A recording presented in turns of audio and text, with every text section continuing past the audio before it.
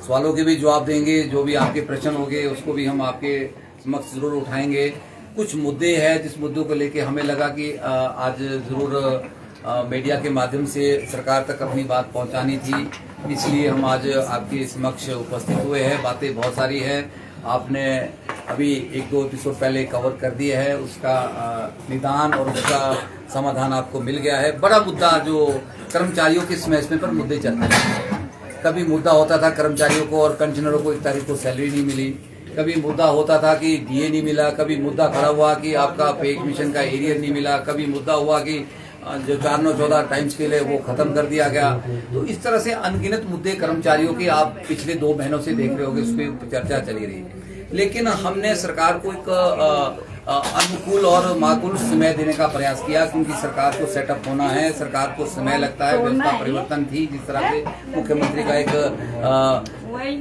नारा भी रहा है कि हम व्यवस्था परिवर्तन करने के लिए सत्ता में आए, तो हमें भी लगा कि भी सरकार को एक समय देना चाहिए। जिस तरह से आपने देखा कि संयुक्त कर्मचारी महासंघ ने पिछली सरकार के खिलाफ भी जो मुद्दे थे उसको बड़े मुखर तरीके से मीडिया के माध्यम से आप सभी के सहयोग से जो है जनमानस तक, कर्मचारियों तक पहुंचाने का प्रयास किया था। और उसमें हमारा कोई व्यक्तिगत ऐसा कोई रंजिश नहीं थी कि हमारी उस वक्त के जयराम सरकार के खिलाफ हमारा कोई आंदोलन था या रोष व्यक्त था। लेकिन ये कर्मचारी नेतृत्व का ये कर्तव्य बनता है, जहां पर कर्मचारियों के हित टकरा रहे हो, उसका नुकसान हो रहा हो, वहां पर मजबूरन जो है आवाज उठानी पड़ती है। और इसी उपलक्ष्य से आज हम आपके बीच उपस्थित हुए।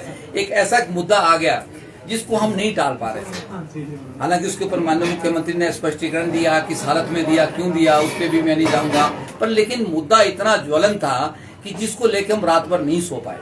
जब कल पूरी रात ये नोटिफिकेशन घूम रही थी कि जितने भी विभागों के अंदर 2 साल से है, चाहे रेगुलर है या पार्ट टाइम है, एबोलिश करने की बात इस चिट्ठी के अंदर हुई है। और ये चिट्ठी अपने आप में मुझे लगता है कि अपने आप सब कुछ बयां कर रही है।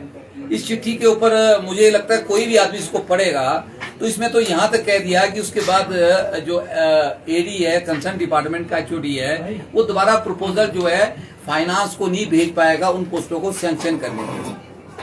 तो रात भर मैं भी चिंतित था, हमारे साथी चिंतित थे, अनगिनत फोन आए। तो इसलिए हमने सुबह ही आप सब मीडिया बंधुओं से चर्चा की, हमने सुबह इन्विटेशन डाल दिया था 9:30 बजे, 9:15 बजे कि हम जो है 1:30 बजे प्रेस वार्ता का आयोजन करेंगे, क्योंकि एक बड़ा ही दुर्भाग्यपूर्ण जो है ये एक अधिसूचना थी। मुझे नहीं लगता कि जो वित्त विभाग है उन्होंने किस सो के ये अधिसूचना निकाली, कि किसी नशे में अधिसूचना निकाली, किस आधार पर अधिसूचना निकाली, कि उनका क्या उस वक्त मानसिक संतुलन था जब उन्होंने ये कहा कि जितनी भी रिक्तियां हैं हिमाचल प्रदेश के अंदर 2 साल से जो रिक्त पड़े हैं या उससे अधिक से रिक्त पड़े, उन सबको हम एबोलिश करेंगे। मैं तो ये कहना चाहता हूँ कि इसलिए दुख हुआ, हिमाचल प्रदेश के अंदर 2 साल से भर्तियां नहीं हो पाई है। सारी बातें आप सबके सामने हैं, सारी बातें साझी हुई है। कमीशन काम नहीं करा, कमीशन जो था सबॉर्डिनेट बोर्ड वो भंग कर दिया गया था। उसके बाद पब्लिक सर्विस कमीशन के माध्यम से बहुत कम भर्तियां हुई है। तो पिछली सरकार में जो 6 महीने पहले कोड ऑफ कंडक्ट लग गया, उस सरकार में भी काम नहीं हुआ। तो मैं तो कहूंगा कि आज की डेट में 70,000 से अधिक पद ऐसे हैं प्रदेश के अंदर, विभागों के अंदर या हमारे बोर्ड और निगम के अंदर, जिसमें जो है 2 साल से ऊपर का पीरियड हो चुका है। तो पता नहीं हिमाचल सरकार के वित्त विभाग का जो मुख्यमंत्री को किस तरह से मिसगाइड कर रहे हैं, कौन सलाहकार हो गए मुझे नहीं पता, इस बात में कुछ नहीं कहना। तो किसने ये इतनी बड़ी सलाह दी कि आप इन पोस्टों को एबोलिश करने की एक अधिसूचना निकाले। हालांकि इसमें पे 2012 की बात भी चिट्ठी में कही है, उस वक्त भी मामला उठा था।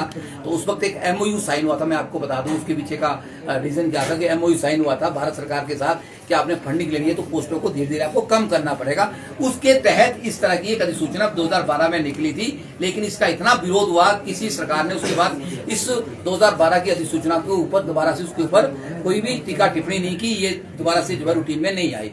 तो ऑल ऑफ सडन ये अधिसूचना आई है। तो मैं तो कहूंगा हमारे साथ यूनिवर्सिटी के हमारे साथी बैठे हुए हैं, तो अभी 2.5 साल से हमारे यूनिवर्सिटी के वाइस चांसलर की पोस्ट खाली चल रही है। तो इस अधिसूचना के तहत तो यूनिवर्सिटी बिना वाइस चांसलर से चलेगी, क्योंकि वाइस चांसलर का पोस्ट भी खत्म हो जाएगी। बहुत से हमारे एसडीएम की, तहसीलदारों की पोस्टें खाली चल रही है, वो भी खत्म हो जाएंगी। हमारे में अगर एजुकेशन विभाग की बात करूं, एडिशनल डायरेक्टर की पोस्टें बड़े लंबे टाइम से 2 हमारी खाली चली है। 4 ज्वाइंट डायरेक्टर की पोस्टें नहीं भरी गई बड़े लंबे टाइम से। डिप्टी डायरेक्टर की पोस्टें हमारी लगभग सारी खाली चल रही है। तो ये पद सारी खत्म हो जाएंगे, एबोलिश हो जाएंगे। तो किस तरह से हम विभाग को चलाना चाह रहे हैं, मुझे हैरानी होती है।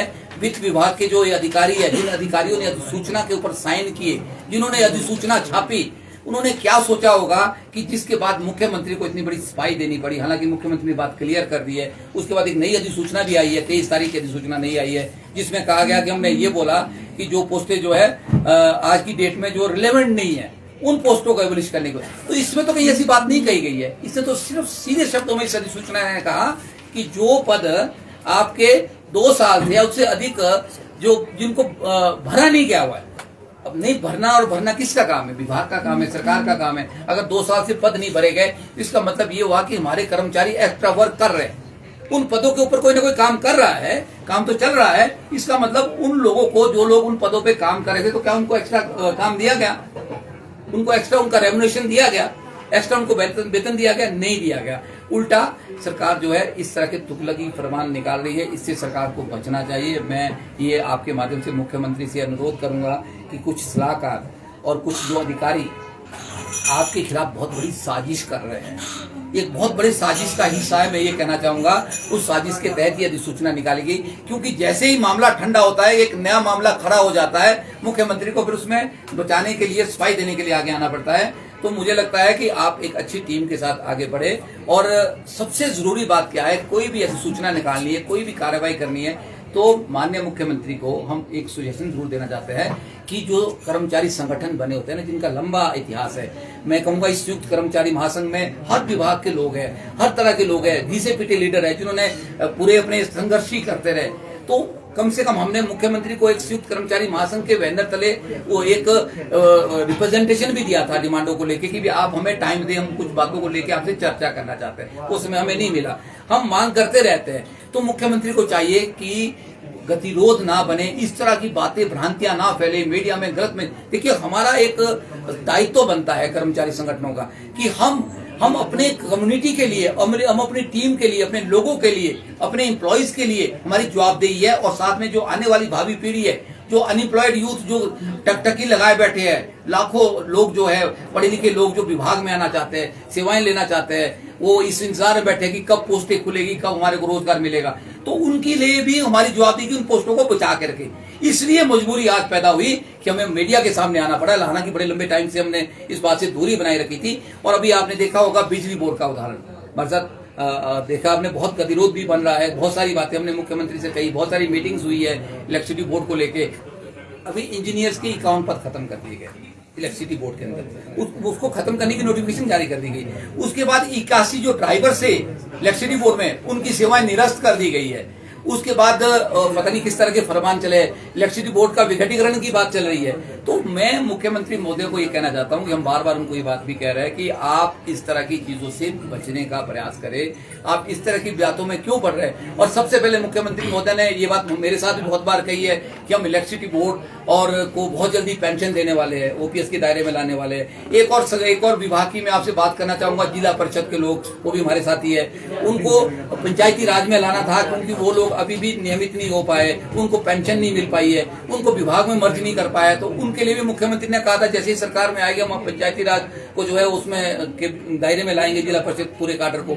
3400 के आसपास लोग उनके कर्मचारी है। तो इस तरह के बड़े सारे इश्यूज है जिसको मुझे लगता है कि मुख्यमंत्री को बैठ के सुलझाना चाहिए, बैठ के सुलझाने की आवश्यकता है, अन्यथा ये बातें बिगड़ जाएगी बहुत ज्यादा, ये बहुत ज्यादा बिगड़ जाएगी। अभी अल्टीमेटम दिया इलेक्ट्रिसिटी बोर्ड ने, आपने देखा होगा। अभी वर्मा जी अपनी बात कहेंगे, खरवाड़ा जी भी कहेंगे, पेंशनर्स हमारे साथ है, सभी लोग हमारे साथ है। देखिए, अगर इस तरह की स्थितियां पैदा होगी, डॉक्टर्स के बहुत से पद खाली चले हुए फील्ड के अंदर, पीएससी के अंदर, क्या उनको खत्म करने जा रहे? किस तरह की सेवा देनी? और अगर टीचिंग फैकल्टी की मैं बात करूं तो हमारे तो 15,000 पद खाली चले हुए, तो क्या वो सारे पद खत्म हो जाएंगे? तो कैसे हम एजुकेशन, कैसे हम राष्ट्र को, प्रदेश को आगे ले जाने की बात कर रहे हैं? कैसे हम क्वालिटी एजुकेशन की बात कर रहे हैं? हम तो बड़ी बड़ी बातें कर रहे हैं कि हम प्रदेश को जो है नंबर 1 पे लाएंगे शिक्षा के क्षेत्र में, हम प्रदेश को नंबर 1 पे लाएंगे पूरी गुणवत्ता के क्षेत्र में। तो जब एम्प्लॉइज ही हमारे पास नहीं रहेंगे या उनको हम थोड़ा सा कॉन्फिडेंस में लेके आगे नहीं बढ़ेंगे, तो मुझे नहीं लगता कि इस तरह की बातें होगी। आए दिनों डिफरेंट तरह की चीजें चल रही है, गतिरोध बढ़ता जा रहा है, कभी सचिवालय के साथ गतिरोध है, कभी किसी और के साथ गतिरोध। हालांकि ये बातें मैटर नहीं करती है। हमने कहा कि आप तनख्वाह 1 को नहीं देंगे तो 5 को देंगे, 5 को नहीं देंगे तो 10 को देनी तो पड़ेगी, कोई बात नहीं है। पर एम्प्लॉइज के ड्यूज है, आज फिर से दोबारा से वही 13% पे आ गया। हमारा जो डी है वो 13% पे आज फिर खड़ा हो गया। कोई बात नहीं है, हम भी सरकार के साथ हैं। हमने सरकार को बिल्कुल समय दिया, सरकार को टिकने का, उसको समझने का, उसको अपने रिसोर्स जनरेट करने का समय देने की आवश्यकता होती है, हमने वो दिया। पर लेकिन आप इस तरह के फरमान आप जारी करेंगे तो मुझे लगता है कि ये चिंता का विषय हो जाएगा। हिमाचल प्रदेश के कर्मचारी इस बात को नहीं मानने वाले। तो मैं 28 तारीख के गतिरोध की बात एक बार फिर आपके माध्यम से कर रहा हूँ, बड़े दो टूक शब्दों में कर रहा हूँ। ये हमारा मेरा डिसीजन नहीं है, ये संयुक्त कर्मचारी महासंघ के पूरे साथी, पूरी टीम है, सबका डिसीजन है कि जो इलेक्ट्रिसिटी बोर्ड ने जो मेमोरेंडम दिया हुआ है, जो अल्टीमेटम दे रखा है, 28 तारीख पूरे प्रदेश के अंदर इलेक्ट्रिसिटी बोर्ड का फिर से धरना होने वाला है 2 दिन बाद। अगर सरकार उसको नहीं मानती है तो मजबूरन संयुक्त कर्मचारी महासंघ को जो है इलेक्ट्रिसिटी बोर्ड के साथ खड़ा होना पड़ेगा। और वो ये जो एक आंदोलन जो एक जनव्यापी आंदोलन बनने वाला है, बहुत बड़ा आंदोलन बनेगा, उसके बाद उसकी जिम्मेवारी सरकार में बैठे अधिकारियों की और सरकार की होगी। मैं ये बात आपके माध्यम से कहना चाहता हूँ। 28 तारीख से पहले एक तो 51 पोस्टें जो इंजीनियर की इलेक्ट्रिसिटी बोर्ड में खत्म की है उसको बहाल करे, और जो ड्राइवरों की सेवा बेचारी खत्म की है उनको भी बहाल करे, और ओपीएस देने की बात जो कही है उसके ऊपर भी सरकार बात करे, और संयुक्त कर्मचारी महासंघ को बैठक के लिए बुलाए। हमने ऐसे ही कुछ बातें कही है जिसमें सबसे बड़ा मुद्दा था कि हर विभागों में खाली पड़े पदों को सरकार शीघ्र भरे। वो चाहे बोर्ड है, चाहे निगम है, चाहे एचआरटीसी है, चाहे यूनिवर्सिटी है, चाहे कोई और भी डिपार्टमेंट क्यों नहीं है, हम सबको लेके बात कर रहे हैं। वो चाहे पेंशनर की बात है, पेंशनर भी अपने लिए जो है जो उनका एक ड्यूज है उसको लेके वो एक उम्मीद की टकटकी होती है कि मेरी हमारे को कब हमारे बेनिफिट मिलेंगे। उनके पास और कोई रिसोर्स नहीं है, वो भी सरकार के ऊपर बैठे हुए अपनी पेंशन पर निर्भर है। तो उनकी तरफ भी सरकार बात करे, और मुझे लगता है कि डायलॉग करना बड़ा ही इंपॉर्टेंट है। सरकार जब डायलॉग से बचेंगी ना तो कम्युनिकेशन लॉस जिसको कहते हैं ना वो होता रहेगा, वो एक गैप आता रहेगा। उससे मैं क्या समझ रहा हूँ, या ये जो लेटर निकला इसका मतलब क्या है, या उसके बाद मुख्यमंत्री ने जो दूसरी चिट्ठी आपको दिखाई उसका स्पष्टीकरण क्या है, ये चीजें तब जरूरत पड़ती है हमें, तब इस तरह की बार बार चिट्ठियां निकालनी पड़ती है। अन्यथा एक चिट्ठी के बाद दूसरी चिट्ठी निकालने की जरूरत उसी टाइम उसी दिन आपको सेम चिट्ठी निकालने की जरूरत क्यों पड़ी? क्योंकि कहीं ना कहीं मंशा साफ नहीं थी, या जो करने वाले लोग थे वो कहीं ना कहीं कर्मचारियों के प्रति कर्मचारी हितैषी नहीं थे। हम बोलते तो बड़ी बड़ी बात है, पर उसको धरातल पे उतारना पड़ेगा। ये हम सबकी मजबूरी है, हम सबका दायित्व भी है। आपके जो भी प्रश्न है, आज बहुत सारे प्रश्न अगर आपके भी है उसको भी हम आपके समक्ष रखेंगे। हिलाल वर्मा जी जिन्होंने 28 तारीख का कुछ कार्यक्रम भी रखा हुआ है, क्योंकि हमारा एक अभिन्न अंग है, हम इनके साथ है। अगर ये गतिरोध नहीं टूटता है, हम तो बहुत बार इस बात को लेके चले कि माननीय मुख्यमंत्री जी गतिरोध तोड़े, कोई बात नहीं। आप अभी डीए एक स्टाफ ने दिए, उसका हमने धन्यवाद भी किया, पर लेकिन अभी उसका एरियर भी ड्यू है, हमारे को एरियर देना है। एरियर हमारे पास अभी जो है 2022 का भी डीए का एरियर ड्यू है, 23 का एरियर ड्यू हो गया, वो भी देना पड़ेगा कर्मचारियों को। कर्मचारी अपनी मांग को लेके खड़े हो गए तो किसके पास हो गए? सरकार के पास ही हो गए। तो ये कुछ बातें हैं, सचिवालय वालों की बातें थी, उनकी भी यही बातें थी, और बातें और निकलती रहेगी। अगर आप इस तरह के फरमान जारी करेंगे ना, मुझे लगता है कि इन चिट्ठियों का तो कोई आधार ही नहीं है। किस सोच के साथ ये चिट्ठी निकली होगी, तो गतिरोध तो मुझे लगता है कि बहुत ज्यादा पड़ेगा और सरकार की मुश्किलें भी पड़ेगी इस तरह से। तो ये कुछ बातें हमने कहनी थी। और कोई आपका प्रश्न है तो उसको हम ले सकते हैं। बहुत बहुत धन्यवाद। करवाड़ी जी बोलो।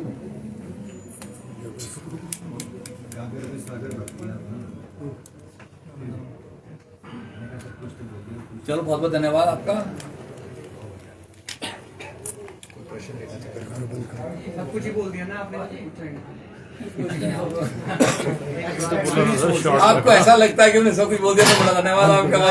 आपको तगड़ा एक्सपीरियंस हो गया। ये सब आपको कृपा है। और